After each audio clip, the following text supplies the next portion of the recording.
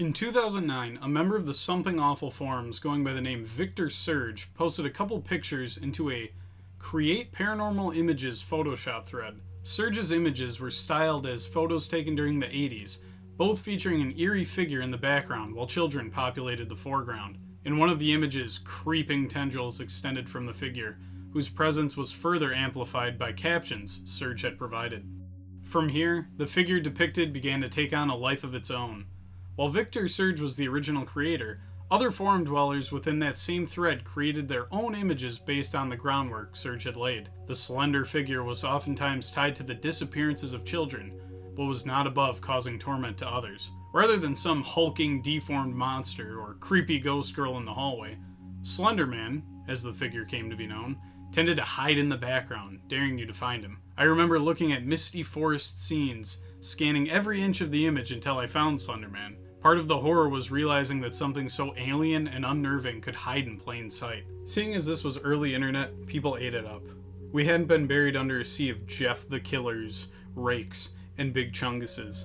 Creepypasta wasn't part of our daily diet yet, and so it was only a matter of time until the leap from spooky images with spooky captions to spooky video with spooky audio was made. Enter Marble Hornets. Marble Hornets was a series of videos posted to YouTube between 2009 to 2014, and would later be released on DVD. It featured a cast of characters pointing cameras at each other, getting scared, and running into Slenderman. It was low budget, had a small cast, and a lot of heart? Spirit? I don't know. For a thriller horror series, I don't want to get too touchy-feely. Spunk. You got a lot of spunk, Marble Hornets. Spunk aside, it was also wildly successful, and helped further kick off the Slenderman craze that would inspire other web series, like Everyman Hybrid and Tribe 12, and arguably would be eclipsed by games like Slender, Slender the Arrival, Slithriender, and Slender vs. Capcom. And perhaps I'll look at those media another time. But today I wanted to revisit a series that I've watched in its entirety a couple of times, and whose first season I've watched possibly a dozen times. I'm genuinely curious to see if it holds up under slightly closer scrutiny than, whoa man, skinny guys in the background again. Marble Hornets can be busted up into 3 major chunks, or seasons, but each roughly follows the found footage format established in the first season. The main videos that make up the bulk of the series are known as entries and are uploaded by characters in the quote-unquote world of Marble Hornets. I suppose now would be a good time to mention that Marble Hornets was towing the line of being an ARG, or alternate reality game. Tweets and forum posts were made by characters from the series, and people could interact, ask questions, or propose solutions to puzzles or problems. However, the main narrative would never significantly change due to user interaction, and so I hesitate to truly call this a game. I'm going to be looking at Marble Hornets season by season, giving a summary of the plot, as well as any major points of criticism or praise. And if there's anything I like more than circle jerking about something that I like, it's needlessly tearing down something that I like. So we should have a healthy balance here. You brought your dog! Season 1 establishes our main characters, Jay and Alex, and Tim, but we'll get to him later. Alex was a film student who had begun production of the titular film, Marble Hornets, but strangely gave up and wanted to burn the tapes that it was filmed on. Jay, a friend of Alex's and someone who actually helped Alex work on the film, convinced Alex to hand over the tapes, but only on the condition that Jay never bring up the subject of the tapes to Alex ever again.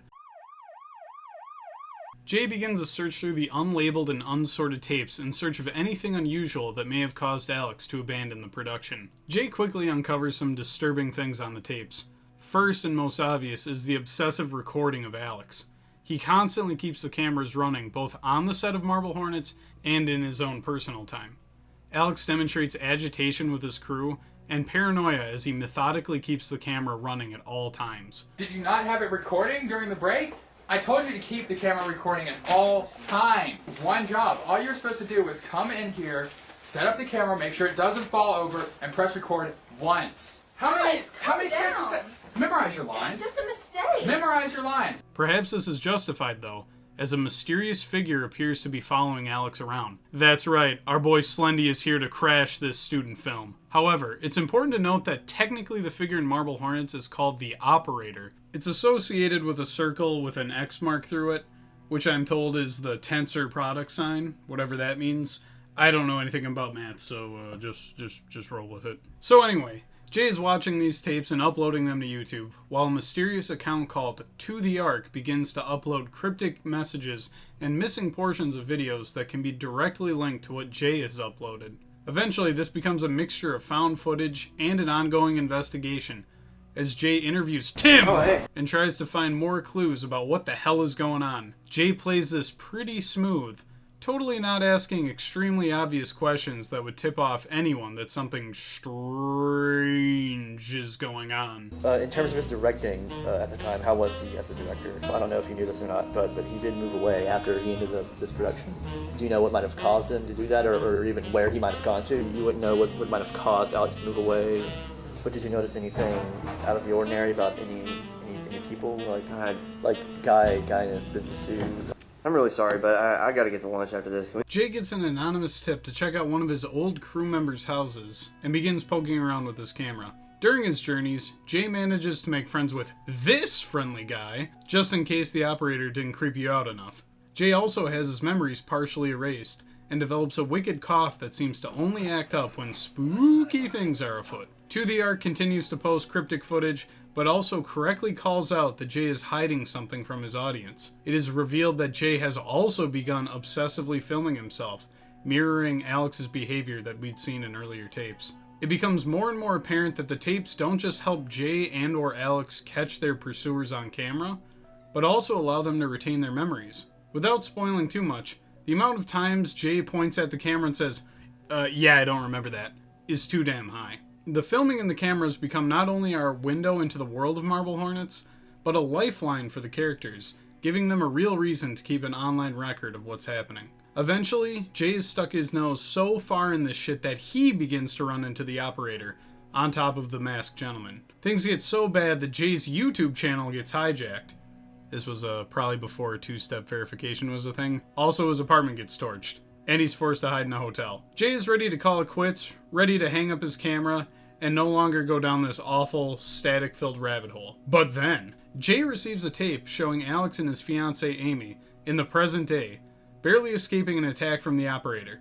Jay decides he needs to get to the bottom of this and try to help Alex before it's too late. Somebody was leaving dead animals in his front yard or something. I love Season 1. The whole thing is like an eerie game of Where's Waldo, trying to find the operator as he lurks around in the background. Upon rewatching the series for this video, I actually found one entry where I hadn't noticed the operator before. It was actually a pretty creepy moment realizing that having watched this series time after time after time, they still snuck one by me. See, I pulled a sneaky on you.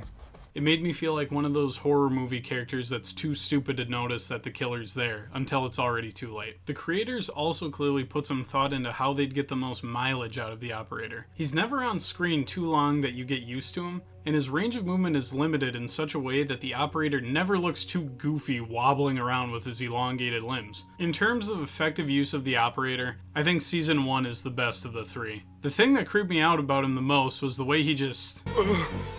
He's just standing there, menacingly! You obviously knew it was bad news that the operator was around, due to the whole memory loss, coughing, and general insanity that he seemed to spread. But the lack of a clear motive makes him seem more like a malevolent force than a concrete evil bad guy that the good guys can defeat if they all just stop believing in him. Season 1 also introduces cues that will let you know that the operator or his influence is nearby. Some of these cues are subtle and can be missed if you're not watching closely, like the visual tearing towards the bottom of the screen. Others are about as obvious as a cow shitting in your coffee cup. Take a listen.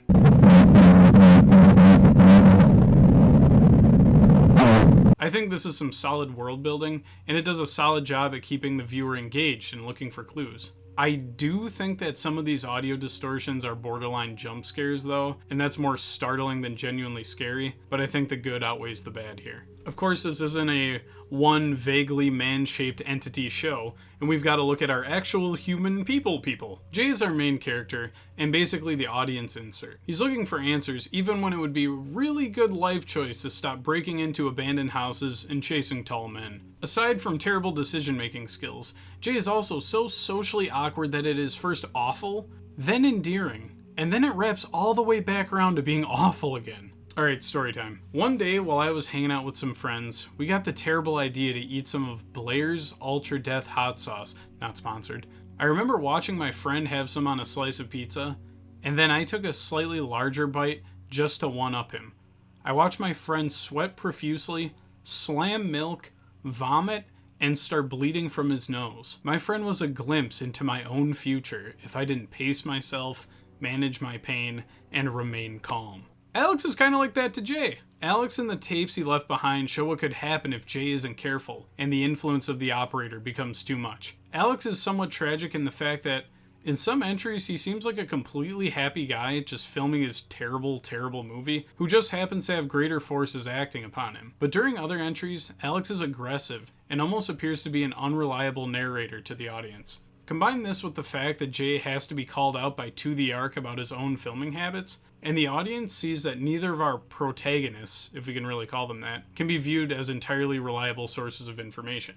Outside of our primary antagonists and our two POV characters, the Masked Man, or Masky, as he's referred to by the community, starts gaining more of the spotlight. Contrasted with the operator's tendency to stand in the background and startle us with audio and visual distortions, Masky just kind of runs at you like a dude. This presents a much clearer threat, as we're not entirely sure what the operator can do to his victims, but I have a pretty solid grasp on what happens if someone wishing me bodily harm catches me. Then we have our minor characters, who only appear here and there. The most major of the characters is Tim. Tim has the best acting chops, the best sideburns. It was 2009, so smoking was cool, probably. And he actually acts somewhat suspicious in a couple entries, giving viewers yet another thread to grasp at. Brian is another one of the actors, although he appears much less than Tim. Sarah shows up for exactly one entry, while Seth shows up on screen in one entry, and is a POV character for another. I'm sure that Tumblr and Twitter or whoever had extensive fanfic headcanon developed for all of these characters when Season 1 was completed, but they were all fairly minor at the time. That could be subject to change, though, as we move on to... Look at trees and tell spooky ghost stories. Season 2 starts with Jay waking up in a hotel room with absolutely no memory of the past 7 months. Jay has a driving/exposition dump combo reminiscent of the very first video of Season 1. Jay searches around the area to get his bearings and searches through his stuff to find a mysterious key, a chest-mounted camera, and a hotel safe that he doesn't know the combination to. He does manage to find some creepy footage on his hard drive, leading him to Rosswood Park, which will be the backdrop for much of the series from this point forward. During one of his trips to Rosswood, Jay snoops around and begins exhibiting some of his worst or best traits, depending on who you ask. This season has like 5 Tim interviews worth of cringe inside of it. In Rosswood, he starts to run away from someone in the park, assuming that they're following him, and then he later tries to confront the person who just turns out to be a dude listening to music and walking in the park, like people do. Jay also keeps running into a woman named Jessica, who seems unnerved by Jay shoving a camera in her face every time they have a conversation, and who Jay lies to repeatedly on why he's in the hotel. It's for a documentary. I'm shooting a documentary. What's it about? Hotels. What are you doing here? You've been here for a while. It's my house. A hotel? No, not like my house. It's being renovated. Oh. So I'm staying here until it's fixed. I mean, I just got here, so I'm looking for a good area to start looking for an apartment or something. Just got here? Yeah, my job relocated me, and now I'm just looking for a No, place to... you told me your house was being renovated.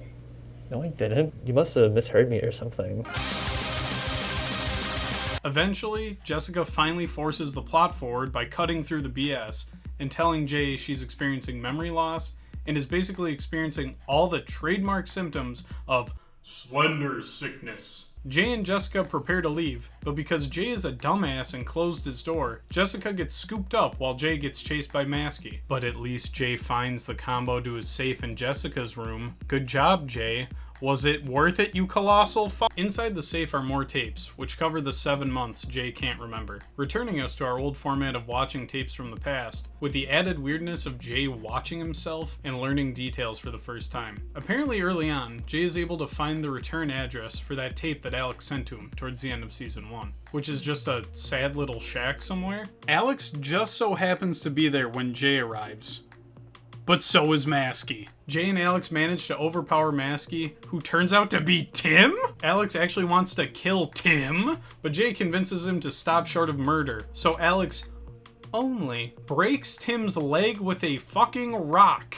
Acting on Alex's advice, Jay lays low and goes on spooky walks through Rosswood with Alex, who gets more and more pushy and creepy about going into the park.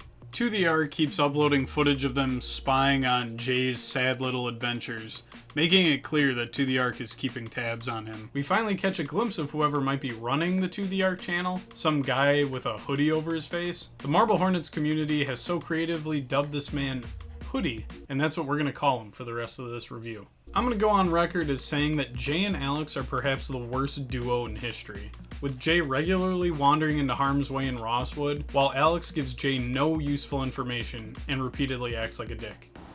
Meet me at Rosswood Park tomorrow. Why haven't you called? It's been over a week. Meet me at Rosswood No, Park. I heard you. Just, where have you been? Alex. Alex, you didn't actually tell me what time you were going to meet me here, so, What were you doing a couple of miles in the woods? I don't know, I was tired of waiting on you because you didn't tell me what time you were going to be here. We start to get entries showing Alex being corrupted by the operator, and lying to Jessica that his fiance is totally fine and didn't get slender portaled away to another dimension. Hey, Jessica, it's Alex. I just wanted to call and let you know that I got in touch with Amy, so just disregard my last message. Which is like the whole reason Jay and Alex are snooping around? There's an entry that really sticks out, where it's from Alex's point of view and he gets jumped by Hoodie and masked Tim.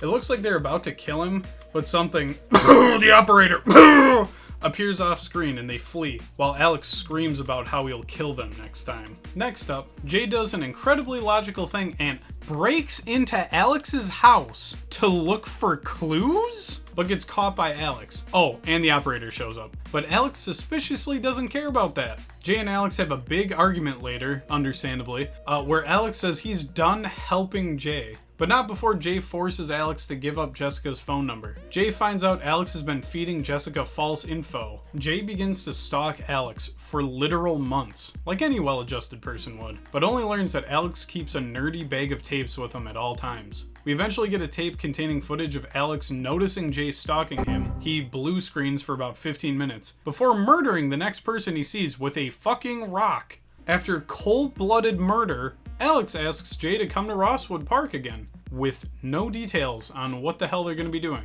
Jay goes, having no brain cells. Alex says, hey, remember that time I caught you breaking into my house? Jay says, oh yeah, and then does it again later in this entry, because nothing happened in Rosswood and we need some excitement. Jay steals a tape this time, and we watch it in the next entry. This is a bombshell, as it shows Alex leading Brian to an abandoned hospital way back during Marble Hornets filming, where Brian is attacked by the operator, and we see Tim has similarly been incapacitated. Clearly, Alex has been working with the operator since before he even handed the tapes over to Jay, all those years ago. Jay and Jessica decide to go to the park with Alex once again, despite all the red flags. Their reward? Getting held at gunpoint. Luckily, Alex has the awareness of a fucking boulder, because Tim is able to sneak up on him and start a struggle for the gun, allowing Jay and Jessica to flee to the hotel we saw at the beginning of the season. Unfortunately, due to the laws of causality, everything must go to shit. So the operator does a little bit of room service, wiping out Jessica and Jay's memories, and bringing us to the present. We also get a bit of a teaser that while Jay was uploading all of these videos for our viewing pleasure, he's also been lurking around and trying to find clues in his area. During these travels, he has spotted the mythical Tim, just kind of vibing outside of a building. So that's pretty fucking lit. Can I help you? No. Did that feel like a lot?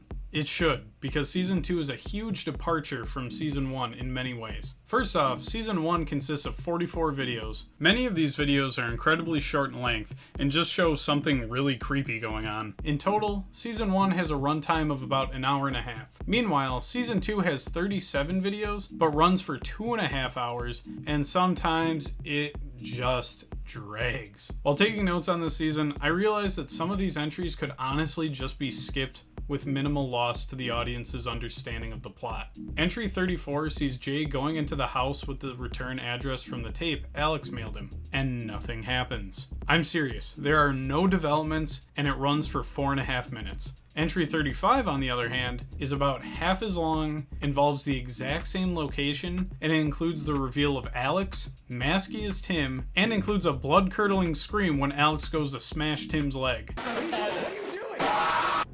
This specific example demonstrates something that happens a lot in Season 2. The time isn't used efficiently. In Season 1, we were either finding clues, anticipating something genuinely creepy, or we were experiencing some otherworldly or uncanny thing and it was entertaining us. Meanwhile, Season 2 has Jay living in his car, spooky ghost tales, an empty building, close-up water shots, visiting Alex's duplex for nothing. This season also shifts a considerable amount of focus from the operator as an antagonistic force to Alex and Tim. This isn't necessarily a bad thing. After all, human villains can be much more relatable or unnerving due to their familiarity. The operator is creepy to some people, but he certainly has his limits and will begin to look more like a goofy mannequin than an incomprehensible horror if they kept shoving him into the foreground. The operator can't lie, evoke sympathy, or directly interact with our main cast outside of what their special effects can allow. But Alex and Tim can. There's a decent sense of tension that comes with the realization that Alex is either directly trying to murder his friends or at least serve them up on a silver platter to the operator. It's like a train wreck, watching Jay without the benefit of hindsight, following Alex into Rosswood Park for the umpteenth time. Alex now has this weird symbiotic relationship with the operator, who starts disappearing bodies for Alex and attacking those that get in his way. As mentioned earlier, it's revealed that Tim is Maskey, although this could have been deduced much sooner with a few easy hints. This is an interesting twist, although this is where things start to get a little confusing. In Season 1 and early in Season 2, Tim is antagonizing Jay, supposedly under the influence of the operator. But later on, we get Tim and Hoodie antagonizing Alex, who is definitely under the influence of the operator, and they actively run away from the operator once it comes to save Alex. The motivations of the operator are kind of unknowable at this time, but Tim and Hoodie are massive question marks. At least Alex has the vague motivation of, I need to kill my friends for reasons. This season also introduces Jessica, who quickly becomes one of my faves just for her low tolerance for Jay's bullshit. I know you're lying.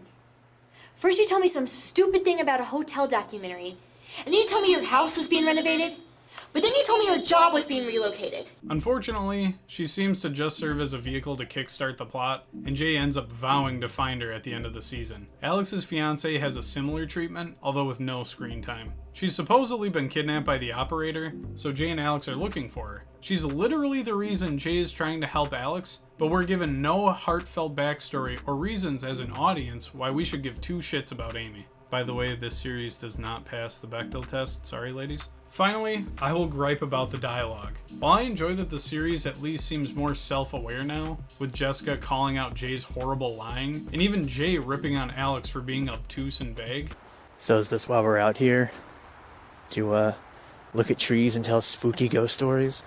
It feels like a man pissing on you, the man saying, oh sorry that I'm pissing on you, and then he just keeps going. Acknowledging a problem is not the same thing as fixing it. And while I'm bashing the shit out of Season 2, I can at least say that they took some risks here. Season 1 is a lot of fun because much of it is just scary Where's Waldo, and any person could access it and ask, who's that skinny fella in the background? Season 2 is no longer just a loose adaptation of some creepypasta. It has concrete characters with semi-comprehensible motivations, and it's taking a bit more of a risk by shifting that spotlight onto its original characters, rather than just milking the operator more. Anyway, Season 2 felt like a bit of a slog, so let's hope they learned how to trim things down in Season 3.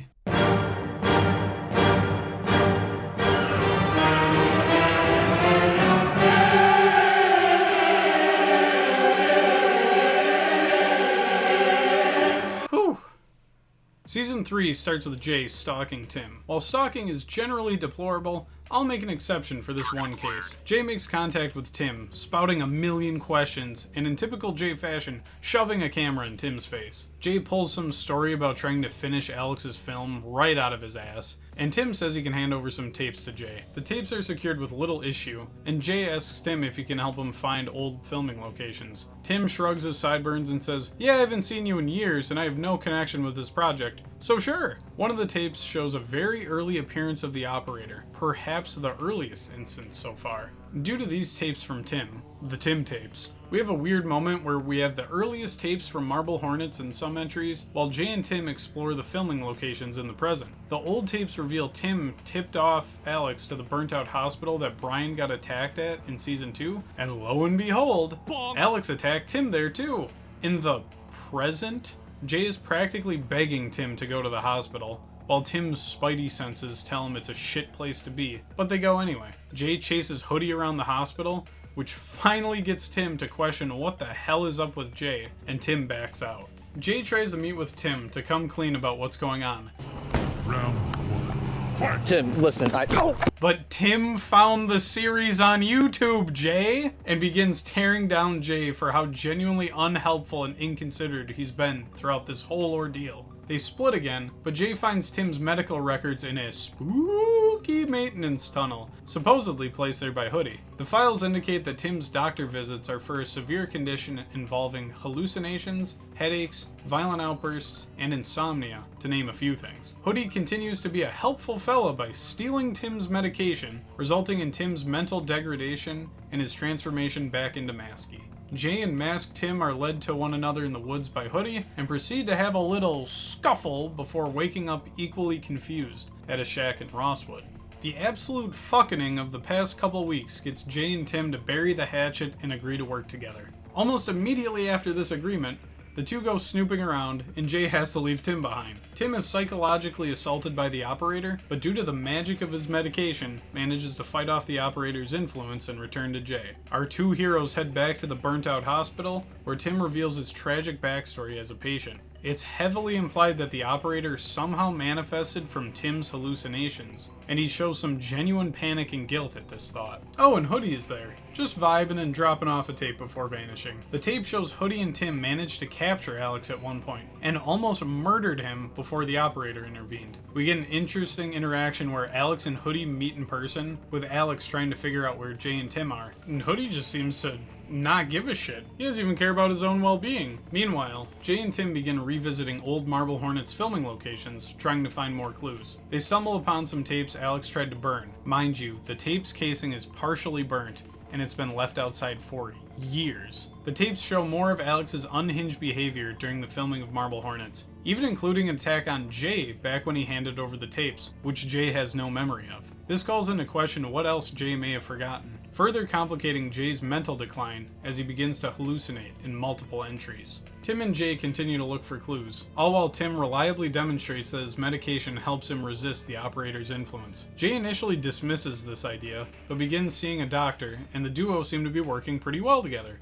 But Jay finds a tape revealing Masky Tim and Hoodie kidnap Jessica. Jessica managed to get away, Jessica almost gets shot by Alex, and then Jessica ran into the operator. She gets zooped away to wherever the hell the operator sends people, and Jay is pissed. Tim knew Jessica was gone this whole time and never told Jay. Jay tries to jump Tim at his house, failing spectacularly and getting tied up by Tim, who ends up heading to a college Alex is supposedly hiding at. Jay is in hot pursuit after being freed by Hoodie, and Hoodie, Tim, Alex, and Jay play a very tense game of hide and seek in the nearly abandoned campus, ending with Jay getting fatally shot by Alex.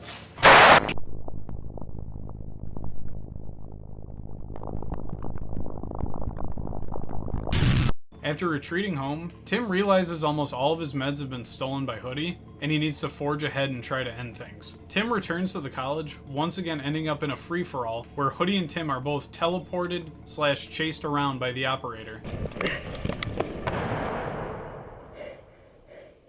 resulting in Hoodie's death. It turns out Hoodie was Brian the whole time! Tim unceremoniously takes the medication back from Brian, along with the tape. The tape shows a hopeful Alex holding auditions for his student film, clearly a little nervous. Brian shows up and with Alex's suggestion, tries out for the film. I feel like it's no mistake that the main character of Marble Hornets, the film, is named Brian, as Alex seems to have his friend in mind for the role. A standoffish Tim can be seen pacing in the hallway, but is welcomed in by Alex and goaded by Brian to try out as well. Tim gives some lines stiffly, but Alex cuts the tryout short and gives him praise anyway, showing the guy is pretty desperate for actors. The entry ends with Alex shooting B-roll for his film, and almost certainly running into the operator for the first time. Tim heads home, waiting for Alex to make the first move. And boy does he! Alex comes to Tim's home, dousing the place in lighter fluid while monologuing that everything is Tim's fault, and that Tim should do the right thing by dying in the blaze. Alex states that if Tim doesn't die in the fire, that Tim should come find him. Tim does manage to escape, but has lost his home, his belongings, and his friends. The two meet for a final showdown at the college, during which the operator seems to try and assist Alex, but the aspiring filmmaker meets a tragic end when Tim stabs him in the neck. If there's someone left, you have to kill them. And yourself. Our final entry comes much later, where Tim has seemingly been taking care of himself. He discards his old mask in the dumpster and meets up with Jessica, who apparently managed to escape all this nonsense after all. She asks about Jay, but Tim says he's moved. Our last shot shows Tim driving, giving a little cough, before we're greeted with text saying, everything is fine. I do a search for marble hornets, and you want to know what I find? Out of the 3 seasons, this one gives me the most to actually think about and chew on. Season 1 makes me think of all the creepy moments that the operator shows up in, while Season 2 honestly just makes me think of the awkward dialogue and the greater emphasis on the human characters. Aside from the comparatively massive runtime, Season 3 makes me think, oh shit, I'm actually watching this like a movie or a show, and not just a short little web series. There are actual questions to be asked here, both in terms of the plot and the themes of the series. First off, the relationship between Jay and Tim is a breath of fresh air after the awkward mess Jay and Alex were. When they're cooperating and acknowledging their weaknesses when working alone, Jay and Tim genuinely seem to get along and work together towards a common goal. They share information, assist each other, and express concern or sorrow when the other's in harm's way. You know, like actual breathing human beings with brains and feelings would. On the flip side, when Tim calls out Jay for basically airing out everything on fucking YouTube, or when Jay learns Tim knew Jessica was gone, the anger and strain on their relationship feels real. The dialogue still might be stiff, but the actions of the characters allow you to suspend your disbelief and imagine that Sergeant Sideburn and Captain Camera are actually going through some shit. Jay and Tim also contrast quite nicely with one another, rather than just being two grumpy dudes with cameras yelling at each other. Jay has demonstrated throughout the series that he will sneak, lie, and mislead if it means getting closer to his goal. Once on board and no longer donning his mask, Tim, aside from the, Jessica incident, shares information and is surprisingly direct. Even though it pains him, he revisits the old hospital and reveals his past to Jay. He also freely shares his information that the medication is probably what's allowing him to resist the operator. When exploring the old hospital, Jay literally creeps and peers around corners, while Tim walks around like any normal person would. When Tim is lagging behind during an encounter with the operator, he just yells for Jay to book it, which Jay does. On the flip side, when Jay is basically knocked out in front of the operator, Tim goes out of his way to stand up to the operator, managing to free Jay. Jay is, at best, our audience insert, and at worst, a voyeuristic sleuth that can't help but make the worst choices at the worst possible moments. Tim, on the other hand, is at worst a man victim to mental illness, a supernatural affliction, and is surrounded by people dicking with him. At best, he's someone who genuinely seems dedicated to putting a stop to Alex despite all the BS he's had to go through. During their fight, Tim even confronts Jay about how the filming and uploading has almost done nothing positive, and that Jay is actively putting people at risk with his actions. While it was a bit shocking during my first time watching, in retrospect, it's kind of unsurprising that Jay ends up burning his bridges and getting shot, while it's Tim that finally manages to put an end to Alex's madness. Speaking of Alex, his motivation finally gets sorted out, kind of. Tim considers himself to be a possible source of the operator's influence on people, and Alex has delusions of ending that influence by killing everyone touched by it. While still completely inexcusable, I can at least see where Alex is coming from now. This is all your fault. I thought it was me, but you're the source. You're the reason any of this happened.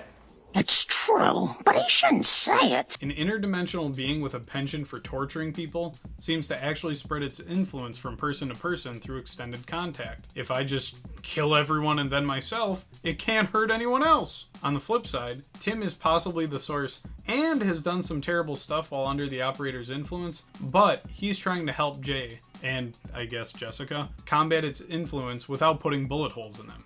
Hypothetically speaking, though, if Tim were to lose access to his medication, there's a possibility Tim could afflict others with the operator's influence, and this whole shit show starts up again, and Alex would be laughing at us from hell. Speaking of dead people, I feel really awkward saying this during a season where 3 major characters eventually died, but holy shit did the stakes feel low for a while here. While this is true in previous seasons, in season 3 there are like 7 or 8 different moments where the operator or Alex could have easily killed or teleported someone and utterly ruined them.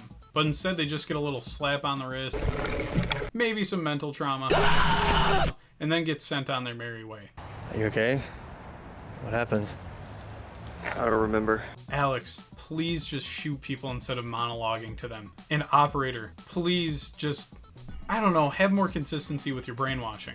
This is perhaps one of my biggest gripes with the series, and it seems to really come to a head in season 3. What the hell was the operator trying to do? Each individual influenced by the operator seems to be working towards different goals, and sometimes running counter to the operator itself. Alex literally states that his goal is to kill everyone that's been infected, and then believes killing Tim will fix everything. This plan, while immensely messed up, sounds somewhat feasible. What's this? That's the list of friends I'm gonna kill. There's 2 already crossed out. Yeah, I know. And could at least limit the number of people under the operator's sway. Meanwhile, Masky Tim seems to alternate between tormenting Jay and targeting Alex. We could try to explain this away in earlier seasons, when Jay was ostensibly working with Alex, but in this season, Jay is chased around by Masky Tim, even though it's been established that Jay also wants to bring Alex down. And Brian.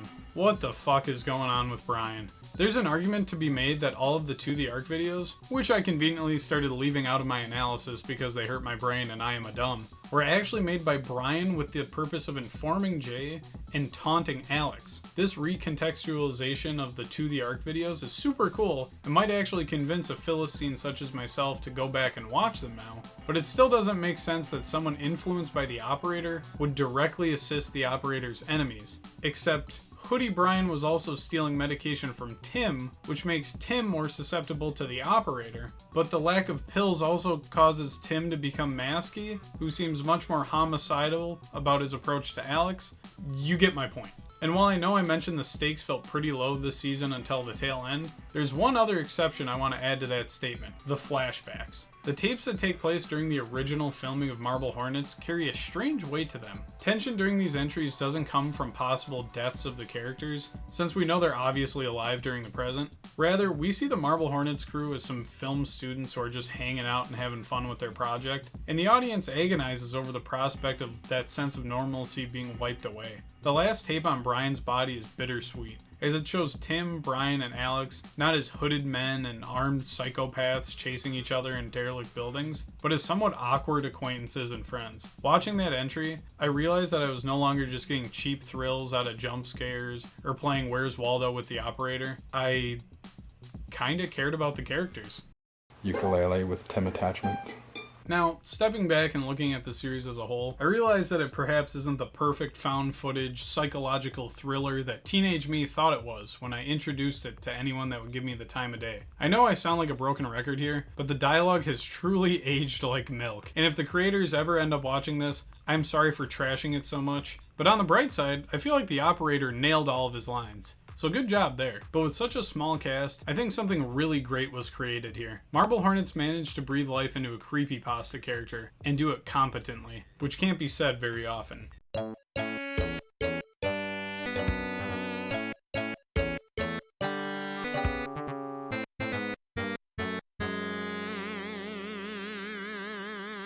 Marble Hornets doesn't overplay the operator, but constantly reminds you that it's able to show up just about anywhere and stalk its prey with impunity. For someone first watching this series, those moments of horror and realization when you spot the operator in less than obvious positions are so good. Marble Hornets truly is the Dark Souls of Slender Man-based web series, and not just because of the weird dialogue or the janky PvP, but because I wish I could experience it the same way I did my first time watching. And while I whine about the later seasons dragging on, that's partially because I know which ventures just give us dead ends and which clues are genuinely helpful. For a first-time viewer, or better yet, someone following the series live, this slow burn might have actually been enjoyable. Before Season 3, I figured that looking at Marble Hornets as a story, rather than as a novel little web series, would be a minor task. But as mentioned before, Season 3 actually made me care about the characters and think about the plot in a new light. While before the plot was simply a vehicle to get me to see the big tall man with the funny suit, now I think about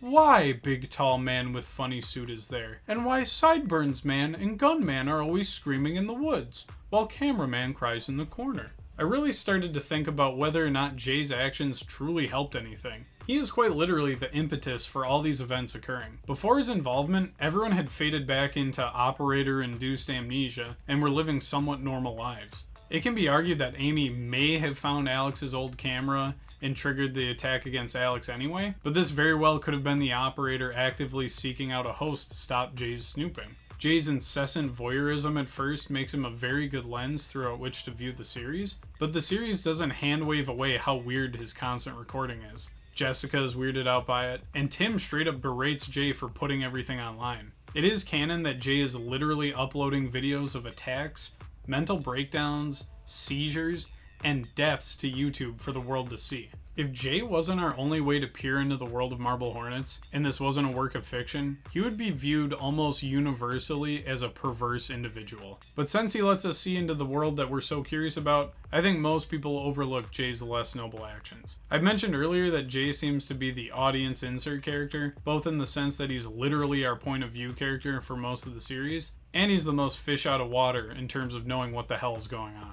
But I feel like his detachment from the events around him makes it all the more jarring when he's held accountable or even punished for getting involved. In Jay's arguments with Alex, and then later Tim, it almost feels like the audience is getting reprimanded too. When Jay is actually shot and killed, I couldn't fucking believe it. At the end of the day, Jay set things in motion, hit record, and then watched the consequences of his actions consume everything around him before meeting his own end. Another theme, the elongated elephant in the room, so to speak, is the operator. There are so many things that the operator could be, both symbolically or literally. The operator has a pretty clear link to mental health, as it seems to have literally manifested while Tim was in a hospital during a particularly rough part of his childhood. Tim eventually gains better control over his life, taking medication, visiting the doctor, and avoiding past trauma. Even while his memories are foggy, Tim rightfully avoids the old hospital and is practically dragged there by Jay during their investigations. Tim is practicing self-care, but ends up sacrificing his own well-being when getting entangled with Jay's quest to stop Alex. Different characters seem to handle the operator's influences differently. As I just mentioned, Tim seems to confront the problem by taking care of himself and trying to regain control of his life.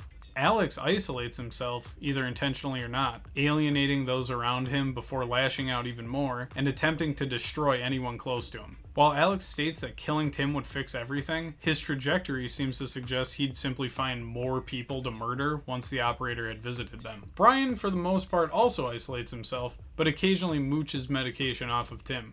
I can't tell for sure if this is Brian intentionally sabotaging Tim's life and attempting to drag Tim down to Brian's level, or if Brian on some level genuinely believes Masky Tim is more capable of doing what needs to be done in the fight against the operator. Maybe it's both. Despite his access to the same medication as Tim, Brian seems to just constantly be in hoodie mode, no longer living a regular life with a job or even decent housing. Brian's whole identity has been subsumed into hoodie, and every action he takes is made with the purpose of fighting against Alex and the operator. If we're to continue this line of thinking, Jay takes kind of a weird path. First, Jay seeks out the assistance of others, but receives mixed results. Working with Alex obviously blew up in his face, but working with Tim seemed to be yielding benefits. Jay began to take medication and improve as Tim had, but the revelation that Tim kidnapped Jessica forced the split of the two, and Jay isolated himself and tried to go it alone, ultimately leading to his death. This interpretation has some unfavorable depictions of people with mental illness, though,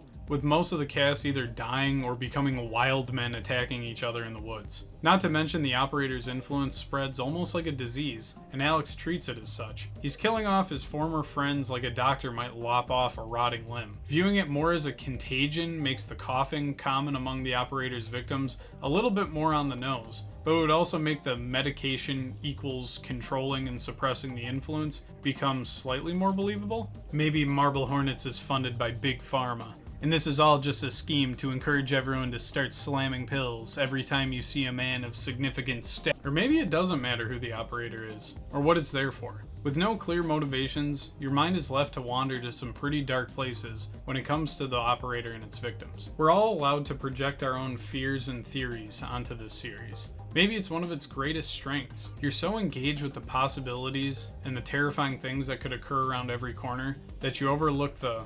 To, look at trees and tell spooky ghost stories? As well as the... He left me when he went off to the city, and that's that. Because at the end of the day, we all just want a little bit of...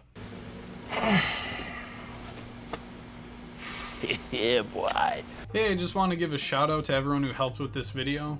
Thank you to Nightingalic for going over the writing and forcing me to write this outro. Thank you to my cat Raspberry, who attempted to eat my notes on several occasions. Thanks to all of you who made it this far in the video. And of course, a special thanks to the creators of Marble Hornets. Troy Wagner, better known as Jay. Joseph Delage, I really should have looked up pronunciation. He's Alex Crayley, the guy who shoots people. And Tim Sutton, as Tim.